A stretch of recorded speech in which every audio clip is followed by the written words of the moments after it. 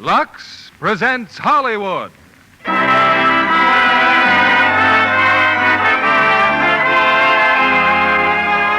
Lever Brothers Company, the makers of Lux Toilet Soap, bring you the Lux Radio Theatre, starring June Allyson, Peter Lawford, Margaret O'Brien, and Janet Leigh in Little Women.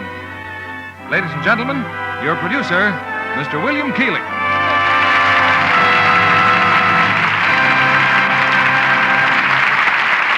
Greetings from Hollywood, ladies and gentlemen. Little Women is one of the most enjoyable stories ever written. It has all the endearing qualities that make for real drama, laughter, romance, and tears. And never has the story been presented more expertly or with greater artistry than in the recent picture from the studios of Metro-Goldwyn-Mayer. Tonight's play is based on this picture, and we have 4 of the original stars. First, June Allyson, whose warmth and sincerity have made her an outstanding attraction. Peter Lawford, with all his charm and talent. Margaret O'Brien in one of her most appealing roles. And lovely and gracious Janet Leigh, to complete one of the greatest cast we've ever presented. Little Women is the story of the March sisters and their romances. 4 girls whose loves and ambitions are completely different, but who are bound together by happy family ties. A story beloved by 3 generations of Americans. You know, every day we receive letters from modern Little Women telling us that Lux Toilet Soap is the complexion care in their homes. Mothers set the example and daughters follow. A good rule where Lux complexions are concerned. The curtain rises on the home of our Little Women, starring June Allyson as the unforgettable Jo, Peter Lawford as Laurie, Margaret O'Brien as Beth, and Janet Leigh as Meg, who tells our story.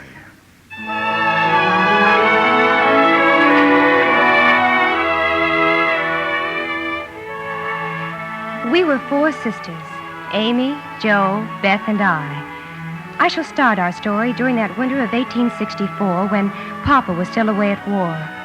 What a miserable Christmas we all thought. How happy a Christmas it really was. Well, at least we have a Christmas tree, Amy, and I think it's beautiful. Christmas won't be Christmas, Beth, not without presents. Oh, it's dreadful to be poor. I especially feel it because I'm the eldest, and I can remember when we used to be rich. We're better off than a lot of people, Meg. Orphans, for instance.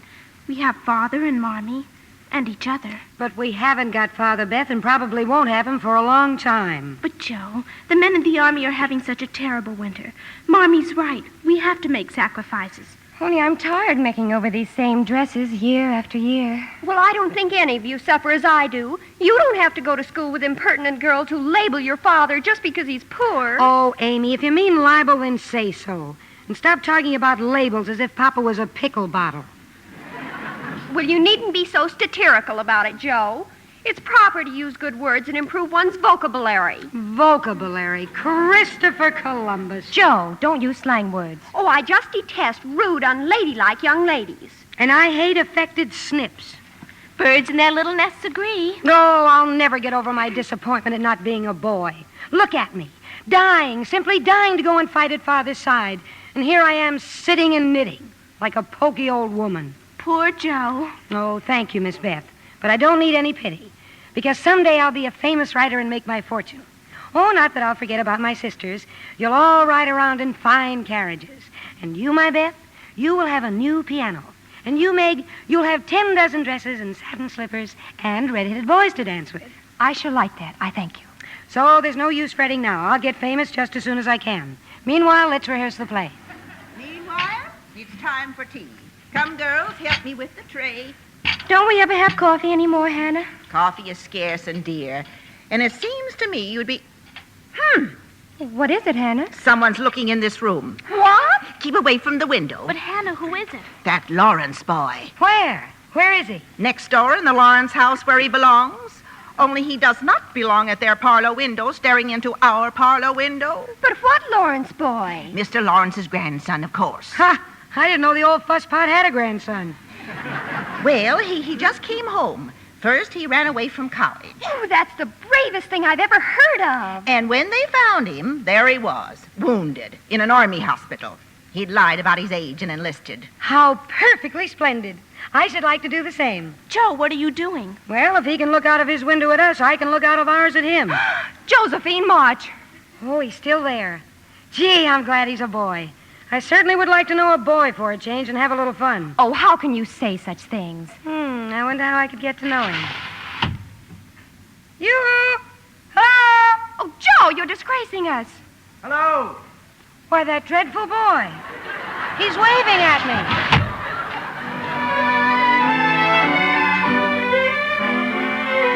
Marmee didn't come home until late that afternoon. She'd been in the village helping poor Mrs. Hummel. As soon as Beth had brought her chair up to the fire, I told Marmee my big news. News, Meg? What news, dear? I saw Mrs. King about the position, Marmee, and she's going to take me, $4 a week. Meg, I'm proud of you. Oh, they have a beautiful house, Marmee, and the children are sweet. I won't mind working at all. Was there any mail in the village, Marmee? A letter from Father? You don't think he'd forget to write us at Christmas, do you? Amy, dear, the letter's in my muff. A letter from Father. So he sent you all a little Christmas message. How do you do? Aunt Marge. Oh, Merry Christmas, Aunt Marge. How nice of you to come. Yes, it was nice of me to come. Here, Christmas remembrance for each of you. Meg, Thank you, Aunt Marge. Joe, Thank you, Aunt Marge. Amy, Thank you, Aunt Marge. Beth. Thank you, Aunt March. When I was a girl, my aunts didn't have to come to me. Oh, we plan to visit you tomorrow, Aunt Marge. One never knows if there will be a tomorrow. Well, have you heard from that foolish father of yours, waltzing away to war and leaving others to care for his family? We're very proud of Father, Aunt Marge, and there's nobody looking out for us. Joe. Hoity-toity. If your father'd listened to me, young ladies, you'd be better off today. I begged him not to invest his money with that swindler. If I told him once, I Forgive told... me, Aunt Marge, but that was years ago and has nothing to do with now. Besides, it was our money that got lost, not yours. Don't be impertinent, miss. It's a waste of time to talk. Nobody listens to me anyhow. Merry Christmas. Merry Christmas, Thank you. Aunt Marge, I'll walk out to your sleigh with you. And catch a death of cold while you're about it. Aunt Marge, you still want me to work for you, don't you? Fine time to ask me. Well, I'd like to be your companion. A companion should be companionable, young woman. Yeah, I will be, I promise. I am willing to bury the hatchet. Very well, then. Come over after the holidays. And bring an apron. Hi, thank you, Addie. Merry Christmas.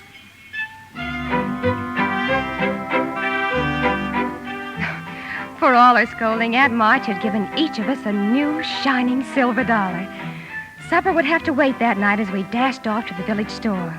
And later, after we wrapped the presents we were giving to ourselves, Marmee took out the letter that had come from Papa. And give my girls my love and a kiss. Tell them I think of them by day, pray for them by night, and find my best comfort in their affection at all times. I know they will remember to be loving children to you, will work diligently so that these hard times need not be wasted, and that when I return, I may be fonder and prouder than ever of my little women. How long this sad war will Mrs. last? March, ma'am. Yes, Hannah. A message from poor Mrs. Hummel, ma'am. She wants to know how soon can you come. Right away. Amy, get my boots, dear. My wraps, Joe. Good night, my children. Good night, Mom. Don't wait up for me. I may be late. Merry Christmas. Merry Christmas. A fine Christmas Eve. Papa far away and Marmee out taking care of sick people. And our presents. They look so lonesome under the tree. And there's nothing for Marmee. Nothing. And she needs a new pair of slippers. Well, I'm the man in the family while Papa's away, so I'll supply the slippers. But how? Our money's all spent. Well, I bought a book. I'll take it back. But I thought of the slippers first, Joe. So you did, Beth. Well, then, I'll buy her army shoes, the very best to be had. And I'll get her a nice pair of gloves. Pink ones. A little bottle of cologne for me. Both Marmee and I just love cologne. Oh, but won't the stores be closed? Who cares? Come on, me hearties, we'll storm the citadel.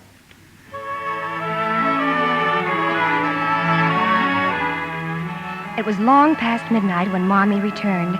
We were huddled at the top of the stairs.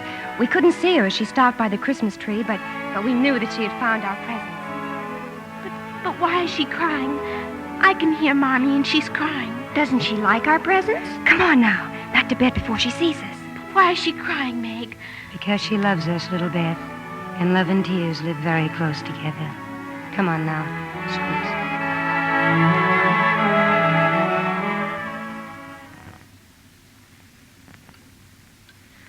Christopher Columbus, what a breakfast. Look, kidney pie and sausage. Popovers and coffee. And everything. Merry Christmas, girl. Oh, Merry Christmas, Hannah. Hannah, you do beat the Dutch. Oh, I can remember when I served a breakfast like this every day. We must have been enormously rich. Well, kindly pass the popovers, Meg. Now wait for Marmee, Amy. Your mom's took breakfast and gone. She said she'll meet you all in church. Gone. Back to the Hummels. The baby finally come early this morning. Another baby. One after another. 6 children, half frozen, huddled in one bed, she said. Your mom took her breakfast to them. I'm not hungry either. Oh, Beth. I'm not hungry. But people are starving everywhere every day. Well, if you're going to let that worry you, you'll never eat at all. I try not to think about it. Those people are far away, Megan. We don't know them. But the Hummels are near, and we do know them. You're not thinking of giving our breakfast to the Hummels. Yes, we are, aren't we, Joe? Oh, no, you couldn't think of a thing like that. No. Poor, hungry Amy. A few moments later, as we passed by the Lawrence mansion, loaded with food for the Hummels, there he was, Mr. Lawrence's grandson and another young man. Aren't you rather loaded down, madam? May I help you? Oh, no, thank you, sir. Josephine, must you lag so? Well, just a minute. You're his grandson, aren't you? Mr. Lawrence's. Why, yes, I am. I'm Theodore Lawrence, and this is my friend John Brooke. How do you do? How do you do? I'm Joe March, and I'd like you to meet my sisters, only I guess they're too far up the road. Oh, what a pity. Oh, we know all about you, know. About how you ran away to join the Army. Oh, and I'd have done the same in your place. And how you were both in the same regiment, which is splendid, I think. Simply splendid. Oh, we're pleased, Miss March. Simply pleased. Josephine, come on. Well, goodbye. Goodbye, Miss March. Goodbye, Miss March. Really, Joe, I must say, really. Oh, fiddlesticks. What will they think? Stopping to talk and we hadn't met them properly. Well, you weren't very friendly. You didn't even say, how do you do? I don't like the way that man stared at me. What man? Oh, Mr. Brooke? I didn't notice. Well, I did. And he's still looking. Who? Mr. Brooke. Don't look back. Oh, pooh. Bye.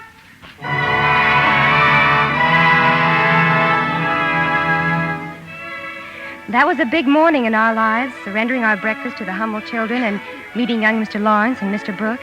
The next afternoon, Joe was out on the walk shoveling snow. Hello? Hello. Hustle yourself out here and help me. I can't. I have the quinsy. Oh, what a shame. Oh, it isn't contagious. I can have visitors, but I don't know anyone, though. Well, you know me. Well, would you care to come over and keep me company? Well, I'll speak to my mother, Mr. Lawrence. You may expect me, though. Thank you. Well, here I am, Mr. Lawrence. And I brought you some blamage. It's soft and will slide down easily. Quinsy, huh? Got some flannel around your throat? Oh, yes, you see. And thanks for the blamage. Well, I've come to entertain you. I'll read aloud and you can listen. I do love to read aloud. Well, I'd rather just talk, if you don't mind. Won't you sit by the fire? Oh, thank you. I love to talk, too. I always... Christopher Columbus! What's the matter? Well, this room. What richness. Oh, I call this splendor. That's what I call it, splendor. Mr. Theodore Lawrence, you should be the happiest creature alive. Well, it's just a room to me, and it certainly doesn't make me happy. Some tea, Miss March? How many lumps? 1, please. 3. Now, do tell me all about yourself. Oh, of course, I know all about your school and the Army. But before that, what? Well, I used to live in Europe with my parents before they died.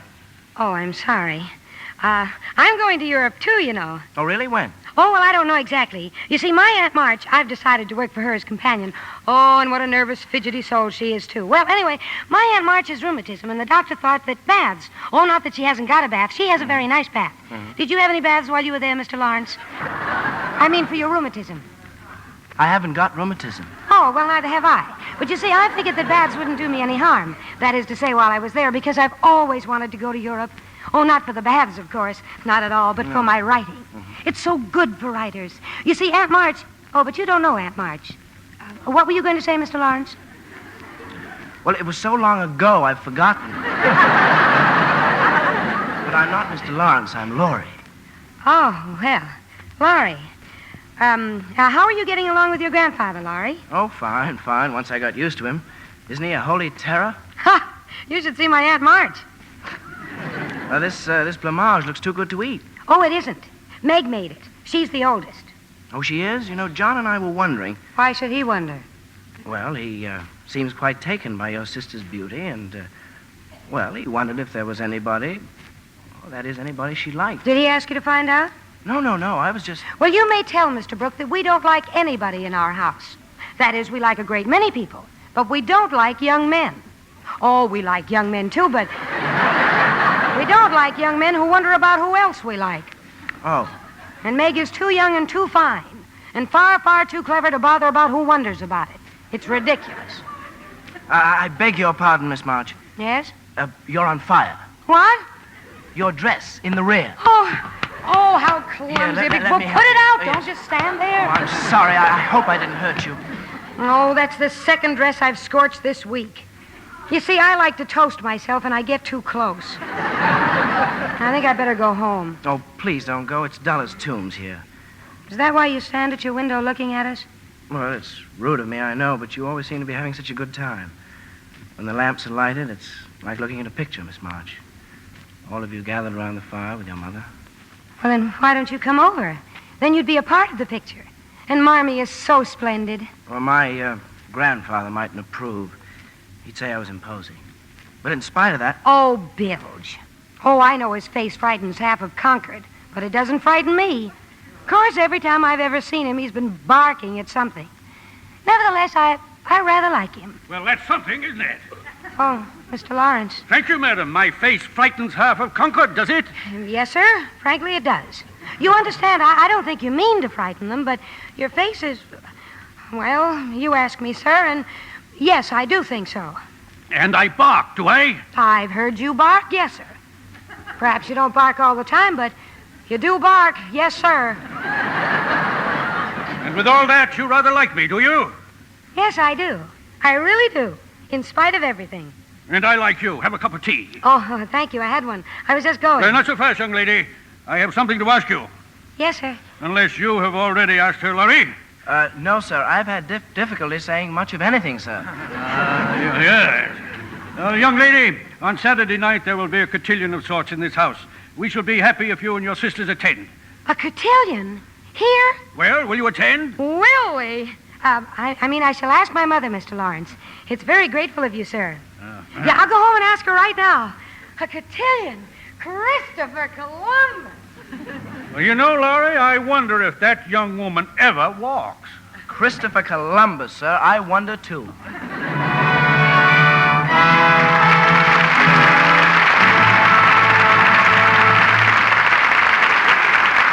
In a few moments, we'll bring you Act Two of Little Women. And now, here's our Hollywood reporter, Libby Collins.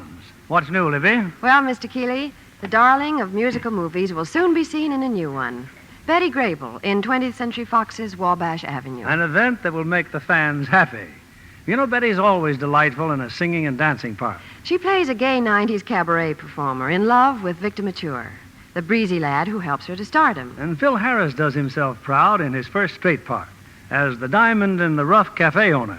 You know, some of the ensemble scenes are way beyond what the 90s could have produced in lavishness. And Betty wears some fabulous costumes. And does full justice to them. Indeed she does, John. For Wabash Avenue, her hair is lighter than usual.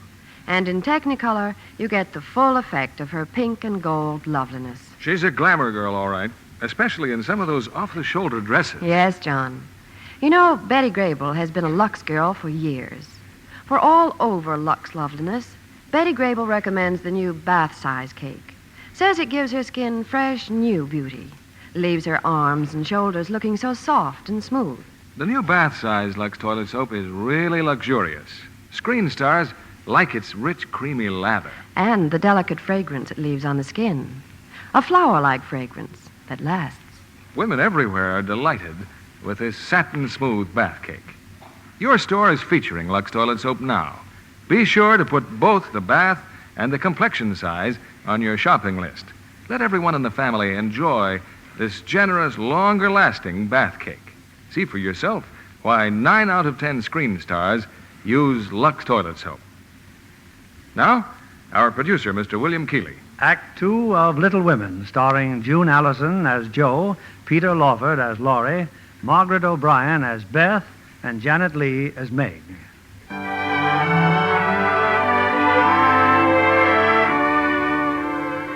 A party. An invitation to a party in the richest, most elegant home in Concord. Oh, no wonder we were so excited when Saturday night finally arrived. Yet, to be completely honest, only Amy and I really wanted to go. You look just lovely, Meg, dear. Thank just you, Marmee. lovely. Now, where's Amy? Oh, she's painting Joe's dress, Marmee. She's what? Joe's done it again. Stood too close to the fire. Her best dress, too. Oh, no. Beth and I patched it for her, and now Amy's painting the patch to sort of blend it in. Watercolors. Oh, that's splendid, Amy. Splendid. It's right as rain now. But it still shows, Joe. I don't know what you're going to do. Well, it's very simple. I shall spend the evening sitting in chairs with Beth. Do I really have to go? Do I, Marmee? There'll be all those people. But it would hurt their feelings if you stayed at home. And besides, little Beth, you must learn not to be afraid of people. Well, you at least look most attractive, Beth. But look at me. My shoes are too tight. I have 19 hairpins sticking in my head and a patch on my back, and I feel dreadful. Joe, don't you have your white gloves? Oh, all right. Ooh, how I hate to be elegant. Well, good night, Marmee. Good night, my dear. Good night, Marmee. Now, don't eat too much, Amy, and wait until you're asked. Marmee, you'd think I were a child. Just tell Joe not to stride about and swear. She'll disgrace us. I shall be prim as a dish. Come on, my dears. Let's be elegant or die.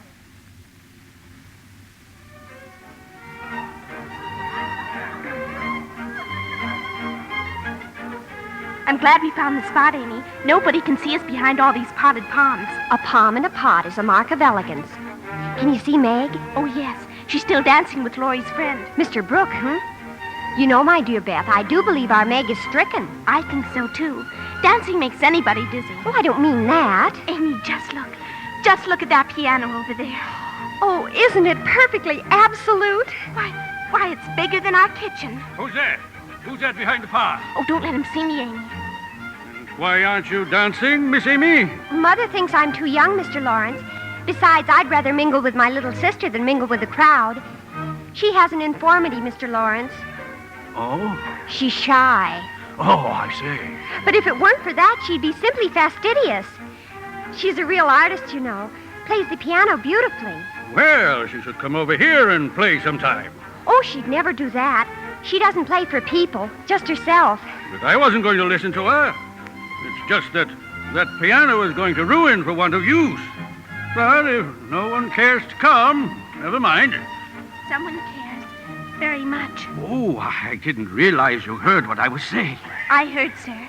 I'm Beth, and I'll come if no one will hear me and be disturbed. Not a soul, my dear, not a soul. And please tell your mother that I think all her daughters are simply fastidious. Oh, Beth, isn't he just perfectionary?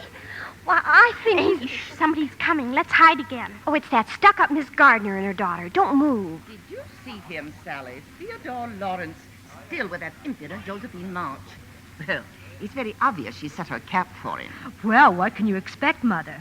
One of them has to marry for money, since they've none of their own. Well, Mr. Lawrence will have something to say about that. I'm sure he has other ideas for the boy. Of course, it would be a triumph for Mrs. March. I must say she's managing the affair very well. Amy, did you hear what they... Oh, Amy! Now, this is the third dance, Joan. I'm hanged if I let you refuse me again. Please, Laurie, don't ask me anymore. Well, why not? How can a girl sit so much? Oh, very well. See for yourself. There, I'm patched. Oh, so you did it again, huh? Too close to the fire. You know, life will be far less complicated for me when the warm weather comes. Well, the least you can do is... Joe, something awful's happened. Amy. Well, it can't be that bad. Well, what is it? Oh, I can't tell you now, not in front of him. Beth wants to go home. She's had a dreadful shock, and I think I want to go home, too. Where's Meg, Laurie? Well, still with John Brooke, of course. Laurie, would you fetch her, please? Of course.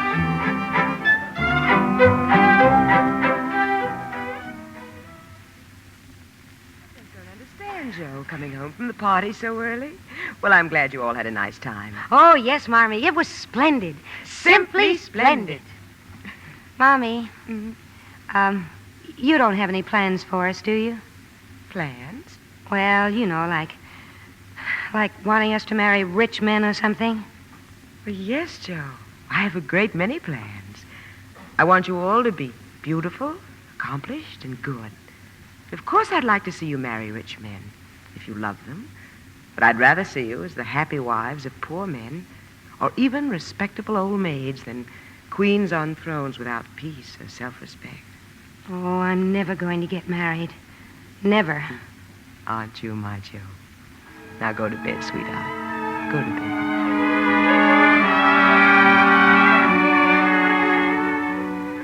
One reason why Jo was so sure she'd never get married was because she wanted to be a writer far more than a wife. Jo never stopped writing, and left her very little spare time, even for Lauren. Laurie's here, Joe. He said that you said that Aunt March said you didn't have to go to her house today. Well, Beth, just send him away. He says he's just going to wait until you come down. Oh, I wish he'd realize I haven't time for his nonsense. And what's in that package? Slippers. I made them. Who for? A gentleman. A gentleman? What's the matter with everybody in this family? Oh, but this is an old gentleman. They're for Laurie's grandfather. He's been so kind about letting me play on that lovely piano. And in all the weeks I've been going there, I haven't even seen him. Well, go ahead then. Give him the slippers. If your story's finished, Joe, can I read it? Nope, not now. But you keep your fingers crossed and maybe someday you'll read it in print. I'm taking it to the publishers this morning. Now you run along. Joe, but what'll I tell Laurie? No, tell him I went up and smoked. So Jo went into town. But what she didn't know was that Laurie went into town, too. And he waited for her in front of the publishing office. That's not very good manners, Mr. Lawrence, following me. And what about your manners, trying to avoid me all the time? What were you doing in there? What I was doing is a secret. All right, keep your secret. Only I've got one, too. Oh? Something plummy? Something very plummy. Now tell me yours, and I'll tell you mine. All right. Here. A bank draft? Well, read it. Pay to Josephine Marsh the sum of $1. For what? Turn it over. In full payment for her story entitled The Phantom Hand. Well? $1. Oh, well, maybe it isn't much, but someday I'll get as much as $10. Joe, I just don't understand you. Cooping yourself up in the garret, missing a lot of fun with me, working, and for what? For one measly little dollar. It isn't the dollar. At least that's not all of it. It'll be read in print, and I wrote every word, and people will read it. People I've never even seen. Well, anyway, what's your secret? Well, you remember the glove that Meg couldn't find? Meg's glove? What about it? I know where it is. In somebody's pocket. John Brooks. It's very romantic, isn't it? No. It's horrid. You don't like it? Of all the sickly, sentimental rubbish. I'm disgusted. And I'm certainly glad Meg doesn't know. She'd be furious. Well, I'm not so sure. I believe she's very fond of John. She's perfectly happy with the way things are. And you'd better tell Mr. Brooke to keep away from us, or I'll let him know just what I think of him, trying to break up my family. Oh, just wait till someone falls in love with you, Joe. You'll feel differently then. A soft summer day with the sun setting through the trees and your lover's arms around you. I'd like to see anyone try it. Would you? And what would you do? I'd give him a good shove, just like this. Joe! Joe, wait! What are you mad at me for?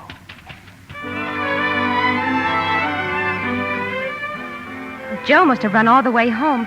I remember how annoyed I was because she burst into the house just as Mr. Brooke was about to leave. He'd been calling on me. She all but knocked him down, too.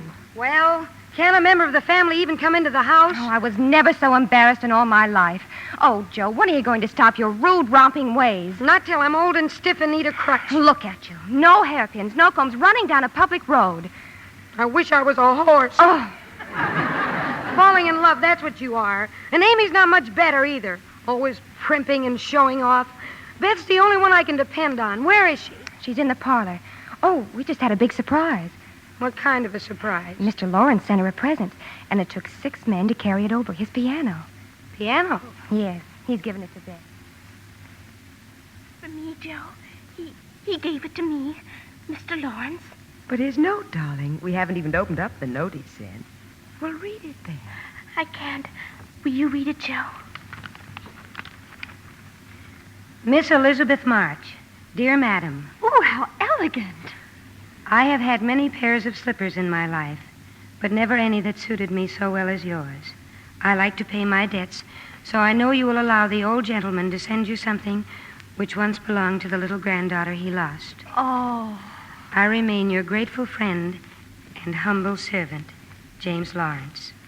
Aren't you going to play the piano, darling? Not now. I have to go and thank you. Look at her, Marmee. A scared little rabbit going all by herself. The piano's turned her head. She'd never go, not in her right mind.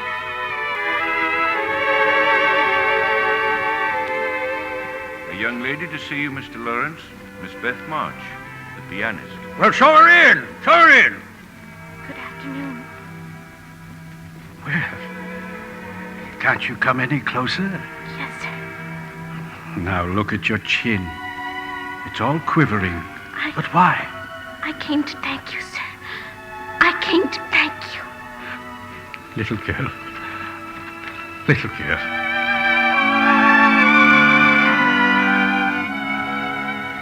So many things happened in those fast-fleeting days, and now in retrospect I see them far more clearly than when they were actually happening. But then I suppose all I could think of was John Brooke. But one event struck all of us, like a bolt of lightning. A telegram from the War Department. So your father's in a hospital, eh? Wounded. Marmee's packing now, Aunt March, and she sent me to ask for your help. She needs $25 for the fare. Oh, she does, Miss Joe. I begged your father not to go in the first place, but nobody listens to me. Not until they get into trouble. Oh, Aunt March, what's the use of all that now? The train leaves in 2 hours. Always interrupting me. But you'll listen this time. No, because... I won't. I only came here because Marmee says she's not too proud to beg for Father. Well, I am. I'm too proud to beg for anyone. I'd rather streak the sweets than ever come to you again. Stubborn, obstinate, rude. Josephine, come back here. Come back here.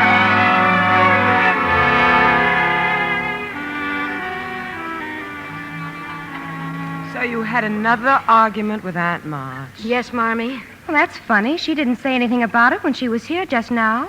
Aunt March was here? Why, yes, dear. She brought me the money. Oh, no. And where have you been? Loy's been looking all over for you, Joe. Oh, I lost my temper, so I decided to get some money on my own. Here, Marmee. But where did you get it? How? Well, look.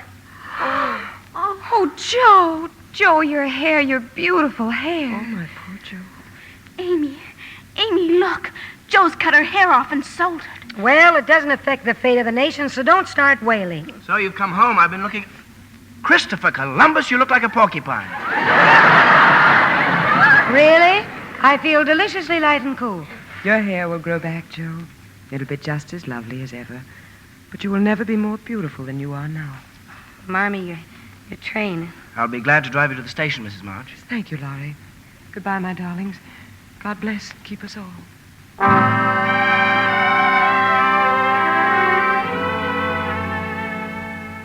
Never was our house as empty as now. Father wounded in a hospital. How badly we didn't even know, and now Marmee had left us too. And then came the worst disaster of all. Come on in, Beth. Lunch is all ready. How are the Hummels, dear? Did you help them like Marmee said? Don't come near me. Beth, what is it? The baby. The Hummels baby. The baby's dead, Joe. The baby's dead. Oh, no. I tried to warm her feet, but she was so cold and lay so still. Then I knew she was dead. The doctor gave it. He said it was scarlet fever. Oh, Beth. Look at her. Look at her face. No, keep away from me. I feel funny. I'll put her to bed.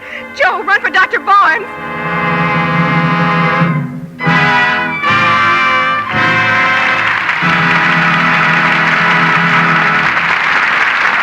We pause now for station identification. This is CBS, the Columbia Broadcasting System.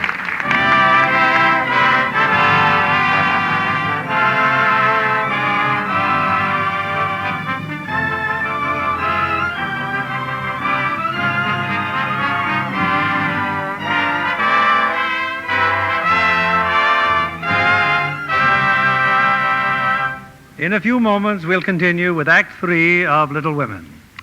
We're delighted to have with us tonight the well-known musical comedy star of stage and screen, Miss Benevenuta. Welcome to the Lux Radio Theatre, Miss Venuta. Thank you, Mr. Keeley. I understand you've been appearing with Betty Hutton in Metro-Goldwyn-Mayer's new Technicolor musical, Annie Get Your Gun. Mm-hmm, and I think it was the most exciting experience I've ever had. Betty is certainly the girl to play Annie Oakley in the screen version of Irving Berlin's stage hit. And, of course, the picture has the famous Irving Berlin tunes from the show. Uh-huh. There's no business like show business and doing what comes naturally and many others. At the preview, the audience came out as thrilled as though they'd attended a Broadway opening. And at the same preview, feminine fans discovered a new romantic singing star when they saw Howard Keel as Frank Butler. And don't forget Louis Calhern as Buffalo Bill and Edward Arnold as Pawnee Bill. Weren't they wonderful? They were indeed. But this will interest you, Mr. Keeley. I know the whole cast feels that much of the credit for the picture should go to George Sidney for his fine direction. I agree. And I'm sure everyone in MGM's Annie Get Your Gun was charmed by Betty's high spirits and beauty. I'll wager that when they saw you and Betty, they said, what lovely Lux complexions. Thank you. Those of us who have camera close-ups to face give our skin the best care we know. Mr. Kennedy, both Betty and I are devoted to our daily Lux soap facials. Those facials really work, don't they? Yes, it's such a quick, easy care, but it certainly does the trick. Recent tests by skin specialists prove that. In actually 3 out of 4 cases, complexions became softer, smoother, in just a short time. Thank you, Miss Benevenuta, for being here tonight. I think women everywhere will welcome your beauty tip on gentle, protecting Lux soap care. Now, here's a suggestion. Your store is featuring Lux toilet soap now. Be sure to put both the complexion and the big bath size on your shopping list. See what quick new loveliness this fragrant white soap will give your skin. Remember, 9 out of 10 screen stars use Lux toilet soap.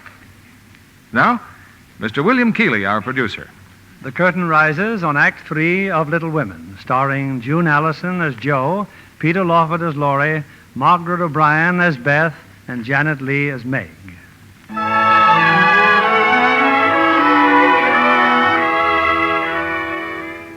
Those were the darkest days of our lives. But our prayers were answered, and our little sister Beth was spared. Marmee was home by now, and then the glorious day when Papa came back to us, too. Thin and worn and weak, but home again. Well, Meg, I guess the March family is all together once again.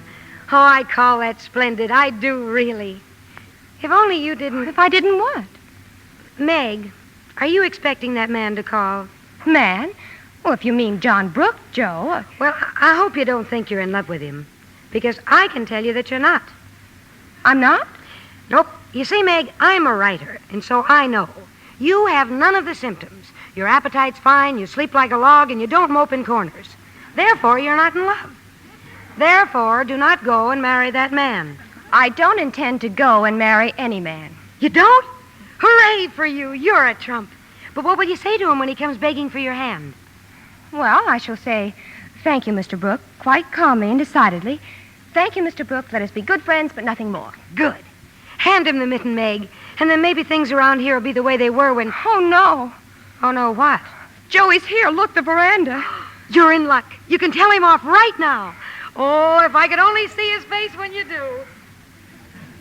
Poor John. I tried to send him away. I really did, but I didn't have a chance to. We weren't alone for 5 minutes before Aunt March descended on us and ordered me out in the hall. What was he doing? Proposing to you, wasn't he? Oh, please, Aunt March. He'll hear you. Well, let me tell you, miss. Accept that, rook, crook, or brook, and not 1 penny of my money goes to you. I shall marry whom I please, Aunt March, and I don't care anything about your money. It is your duty, Miss Independence, to marry a rich man and help your family. You may be perfectly sure that fortune chaser knows you have a rich aunt, and that is why he wants to marry you. How dare you say such a thing? Why, my John would no more marry for money than I would. Do as you please, but the day you marry him, consider yourself disinherited. Now you've even made me forget what I came here for in the first place. Meg, I couldn't help it over here. Oh, John. Thank you for defending me, Meg. For proving that you do care. I didn't know how much until she said those dreadful things. Meg, my dearest Meg.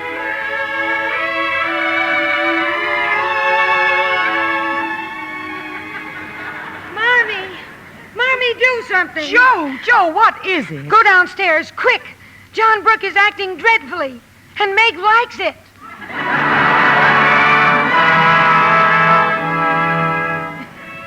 John and I were married 3 months later. There was a reception afterwards at the Lawrence home, and I saw Joe steal away from the crowd, and then Laurie going after her. I was so sure then that another wedding would not be far distant. Oh, don't feel too badly, Joe. She's still your sister, and there isn't a finer man in the world than John Brooke. She married him after all of her promises. Well, you've still got me, Joe. I'm not good for much, I know, but I'll stand by you all the days of my life. You don't know what a comfort you are to me, Laurie. Joe, will you listen to what I want to tell you? No, Laurie, don't say it. Oh, but I will, and you must hear me. It's no use, Joe. Please. I've loved you ever since I've known you. I couldn't help it. I've tried to show you, but you wouldn't let me. And now I'm going to make you give me an answer. Oh, I never wanted you to care for me so. I've tried to keep you from it when I could. And I only loved you more for it. Oh, I know I'm not good enough for you, Joe, but if you love me, you can make me anything you like. Oh, Laurie, I wouldn't change you. You should marry a lovely, accomplished girl who adores you. Someone who would give you the sort of life you really want. I wouldn't. We'd quarrel, Laurie, and... Oh, no, we wouldn't. Oh, we always have, you know, and everything would be horrid. Oh, it'd be heaven. Joe, I just can't go on without you. I'm so sorry, Laurie.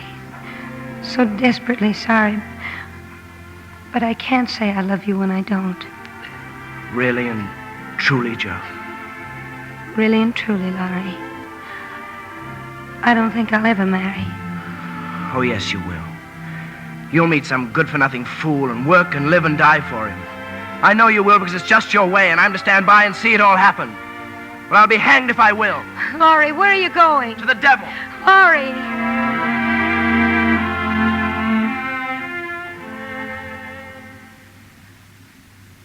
The months went by, and Laurie and Joe scarcely saw each other. And then, throughout March, Joe heard of a position in New York. A good family in need of a governess. Oh, I've always wanted to go to New York, Marmee. Why, they have the finest libraries and theaters there. And in my spare time, I can write. Let me talk it over with Father, my darling. I've already asked him. He says it's up to you. It might be good for you, Joe. Oh, it would. And I won't stay forever. A year, maybe. And when I come back, why, everything will be just the same as it used to be. I have no little ones anymore, Joe. You have Beth, Marmee, and Amy? Yes, Joe. Yes, of course.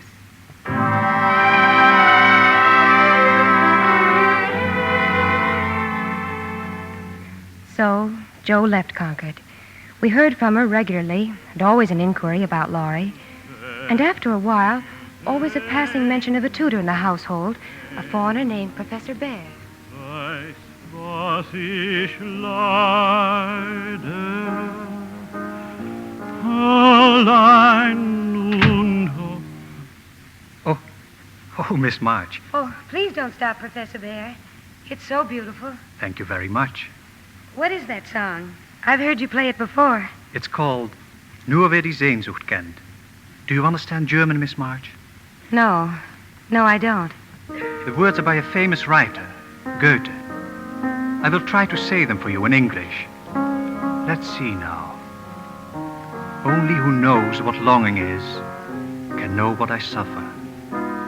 Alone and parted, far from joy and gladness, my senses fail.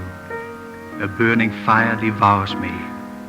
Oh, if only I could write something like that. Something that would set other hearts on fire. You truly like to write, do you not? Oh, it's my life, Professor Bear. Sometime you will show me what you have written. Oh, yes. And I've just sold another story. It's in the Weekly Volcano. Oh, it's a wonderful one about... Well, if you'd really like to read it... The Weekly Volcano? It's a magazine. And it's the best story I've ever done. How happy you look, Miss March. I'm so glad for you. I am happy. Then you have not missed your home so much lately? Or your old friends? No, I haven't. And you are most responsible for that. Thank you, my little friend. Oh, showing me this wonderful, exciting city. The museums, the theaters. I will tell you something, Miss March. There is no greater pleasure than to hear or see something beautiful with someone who... Excuse me, Miss March. Yes, Paul? You have visitors, miss. Your aunt and your sister. Yes, Amy and Aunt March were in New York, but not for long. Aunt March was taking Amy abroad to Europe. Of course, I know I promised to take you to Europe, Joe. But then Amy and I get along famously. And I never did get along with you, now did I? Oh, it's all right, Aunt March. Oh, and Amy, dear, I'm so happy for you. Now, tell me, how's the family? Oh, they're all fine, Joe. Except Beth. She hasn't been well since she was so sick that time. Beth. Oh, but she must get well. She must. And you do know that Meg is expecting. Dreadful, isn't it? Oh, no, Addie, it's wonderful. And, how's Laurie? Laurie? Well, didn't you see him when he was here?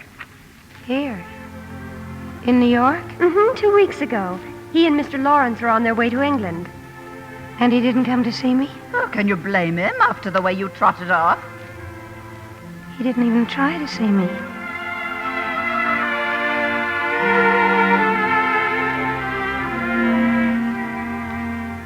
Yes, Miss March. I have read every one. All your stories. Thank you for lending them to me. Well, Professor Bear? I must be honest, little friend. I was disappointed. Oh. Why do you write such artificial characters? Such contrived plots? Villains, murderers, fainting women. Do you not know that... Miss March, I have hurt you. Oh, I'm so sorry. Oh, don't pay any attention to me. It's just that everything happens at once. Everything? Well, my little sister is ill, and my trip to Europe will never be, and Laurie. Laurie? Oh, yes, your friend. He was in New York. He didn't even try to see me. What a fool he must be. And I chose this moment to criticize your writing. Oh, no. No, I always knew my stories weren't very good, but you see, they help at home to pay the bills. Yes. Yes, that is what I thought. And I said to myself, maybe I have no right to speak to her, for she does have talent. Have I really? Great talent, little friend. And I say to you, sweep first the mud in the street before you are false to that talent. Say to yourself, I will never write a single line which I have not first felt in my own heart. Say to yourself, while I'm young, I will write the simple, beautiful things I know and understand. Will you do that, Josephine? I'll try. I have a rich friend. He's a publisher. When you are ready for it, I will see that he reads what you write. Thank you, only I'm going back to Concord. I'm going home. Going? Home? It's where I belong. Then I will not see you again? Yes. Go back to your home and write your stories. And maybe someday I will see you there, in your home.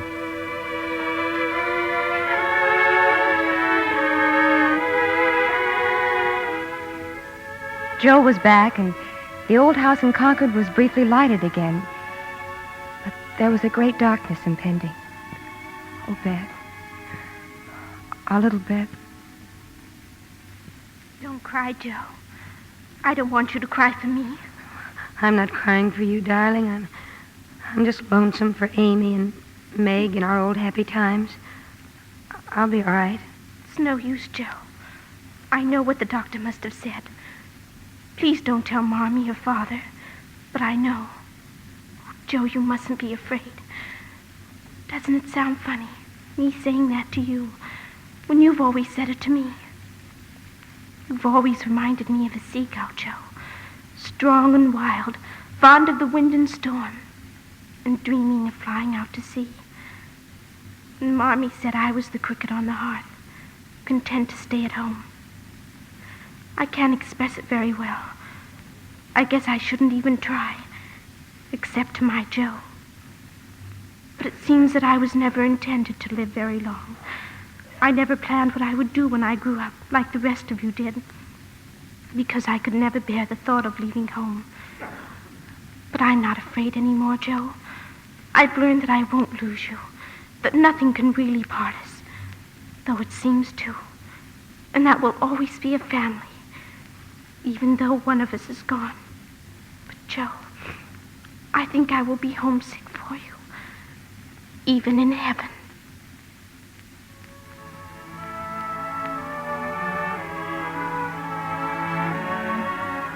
In April, when my baby was born, I named her Elizabeth, in memory of our sister. After we had lost Beth, no one saw very much of Jo. She'd shut herself up in the garret writing. But then one day she came to visit me. It's all finished, Meg. My novel. I'm on my way to the post office now. Oh, Jo, how wonderful. Can I read it? When it comes back. Oh, maybe it won't come back. Maybe they'll publish it. I'm not sending it to a publisher. It's going to Professor Bear. Oh, you write to him often, don't you? Yes, I do. And he knows what I'm writing about. I mean, he understands me, Meg. Well, I think it's splendid. We had a letter, Jo, from Laurie. Oh? Jo, how would you feel if you heard that Laurie was learning to care for someone else? Amy? Yes. They're all in Paris now. Then I wouldn't mind at all, Meg. How could I? Well, it's just that you seem so alone, Jo. I thought that if Laurie came back again, you might... No. Amy and Laurie. I'm truly glad, Meg. Truly glad.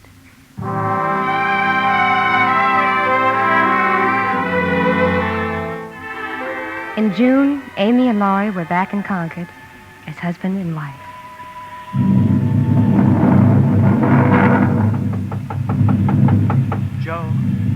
Joe, are you busy? May I come in? Laurie! Oh, Laurie, when did you get back? Where's Amy? Downstairs with the family. We and a thunderstorm just arrived. Oh, I can't wait to see her. Joe, dear, I want to say one thing. Then we'll put it by forever. You don't need to say it, Laurie. It was always meant to be this way. You tried so hard to make me understand. You were so impatient and stubborn. Well, now that everything came about the way you wanted it, it'll be like old times again. No, Laurie. The old days can never come back. We can still love each other and help each other all the rest of our lives. Dear Joe, for the rest of our lives. Now let's go down. I want to kiss the bride.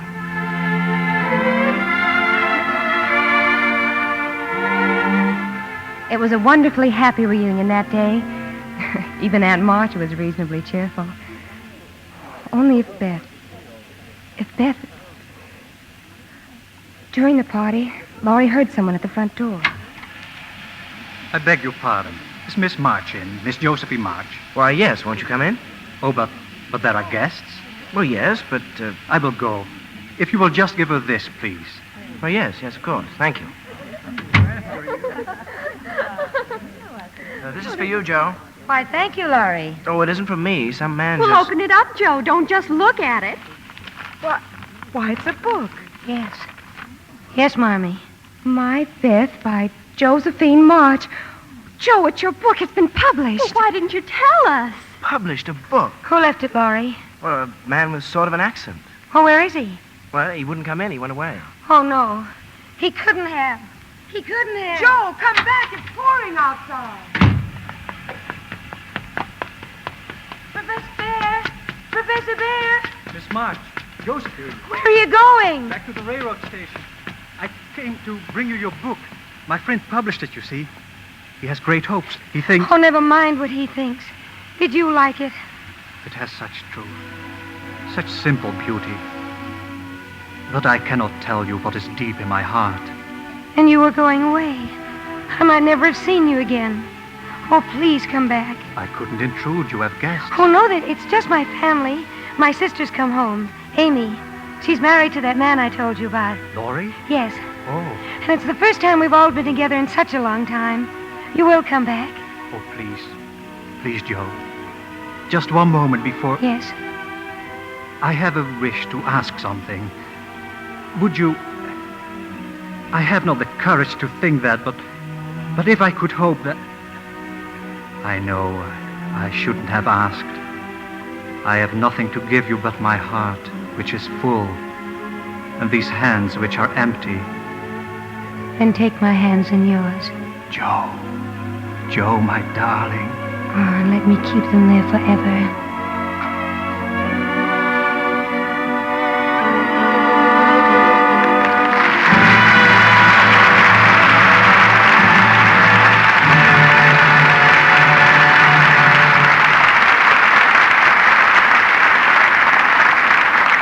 We reluctantly draw the curtain and bring our little women forward for a bow.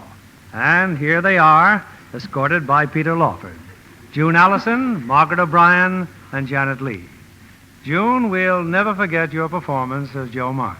Well, it's an unforgettable part, Bill, but thank you anyway. And you, Peter, you're an extremely lucky fellow to star with three such charming girls. Oh, I know it, Bill. I hurried home from New York the moment I heard you were going to produce it. Margaret just got in from New York, too. You must have followed her out here, Pete. Oh, dear, I hope some columnists won't make an item out of this.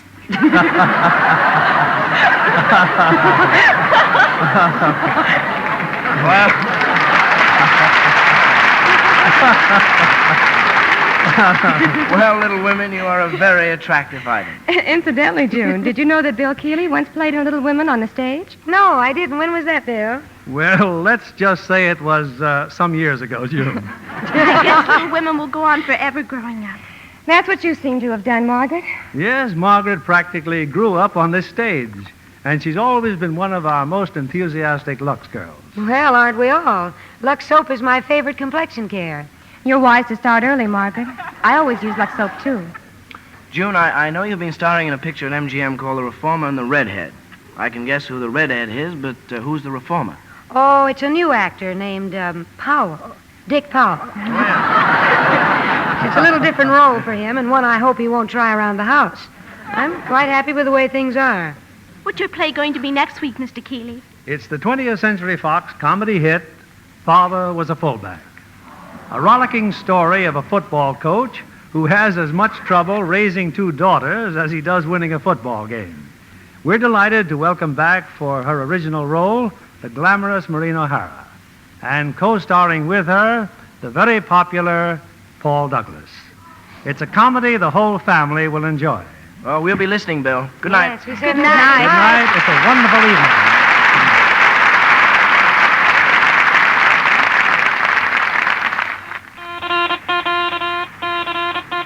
Here's a fashion flash from Hollywood. Dark seams or contrasting clocks on blonde stockings are the most exciting stocking news since nylons came back. June Allyson likes them with sheer chiffon dresses for a fragile, delicate look. But even her sheerest nylons last twice as long because they always get Lux Flakes care. You know that rubbing stockings with cake soap or using strong soap makes runs come much sooner. Strain tests prove it. Prove that Lux Flakes makes all kinds of stockings last twice as long. No wonder over 90% of the makers of stockings recommend this gentle care. Put Lux Flakes on your shopping list tomorrow. Give all your nice washables that lovely Lux look.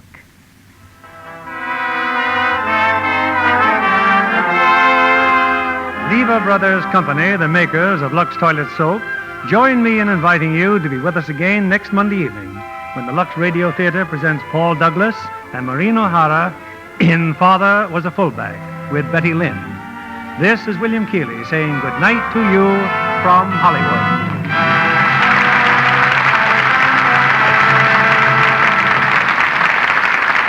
June Allyson, Peter Lawford, and Janet Lee appeared by arrangement with Metro-Goldwyn-Mayer, producers of Nancy Goes to Rio, starring Ann Sothern and Jane Powell. Heard in our cast tonight were Rhoda Williams as Amy, Betty Lou Gerson as Marmee, and Robert Boone as the professor. Our play was adapted by S.H. Barnett, and our music was directed by Louis Silvers. This is your announcer, John Milton Kennedy, reminding you to join us again next Monday night to hear Father Was a Fullback, starring Maureen O'Hara and Paul Douglas with Betty Lynn. Stay tuned for My Friend Irma, which follows over these same stations.